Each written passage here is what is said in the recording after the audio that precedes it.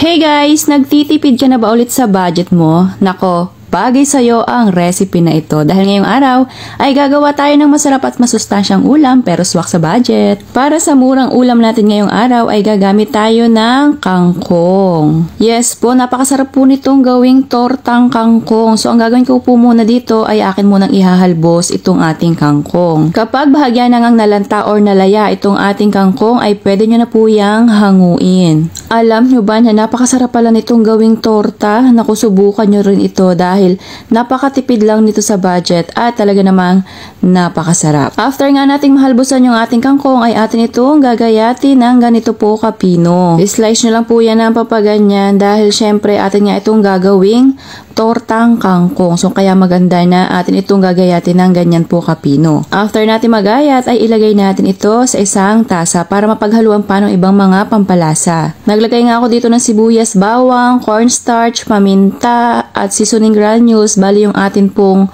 kompletong sangkap ay ilalagay ko na lamang po ulit doon sa ating comment section. Naglagay nga din pala ako dito ng giniling. Bahagya ko na rin po yung pinakuluan para naman luto na rin yung ating karne. Haluing mabuti para naman magpantay yung ating mga pampalasa na inilagay dito sa ating ginayat na kangkong. Sa recipe na ito, nako, tiyak na yung inyong mga anak na hindi kumakain ng gulay ay mapapakain nyo na ngayong araw. Promise yan mga mamshi. So after nga natin mapaghalo, syempre, katulad po ng karaniwang torta, ito po ay ating ipiprito. So naglagay lamang ako dyan ng saktong laki nitong ating tortang kangkong. So kapag po yan ay nag-crunchy na or nag-brown na yung kabilang side, syempre po atin po yan babaligtarin. Ang pinakang main goal na lang kasi natin dito is mapalutong natin itong ating torta kasi naman yung ating kangkong ay atin ang nahalbusan tapos napakuluan ko na rin yung ating giniling. Kapag golden brown na nga ang magkabilang sides ay syempre pwede nyo na po yung hanguin. Alam nyo ba na nasa 90 pesos lamang yung aking nagastos dito kasi yung giniling dyan is 50 pesos only at yung kangkong naman ay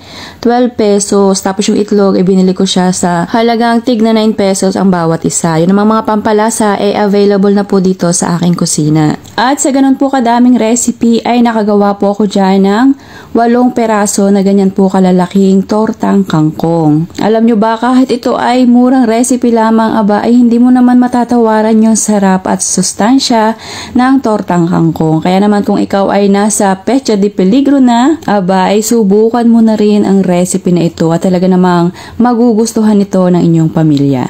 So sana nagustuhan mo ang aking recipe ngayong araw na tortang kangkong. Thank you for watching. Serve and enjoy!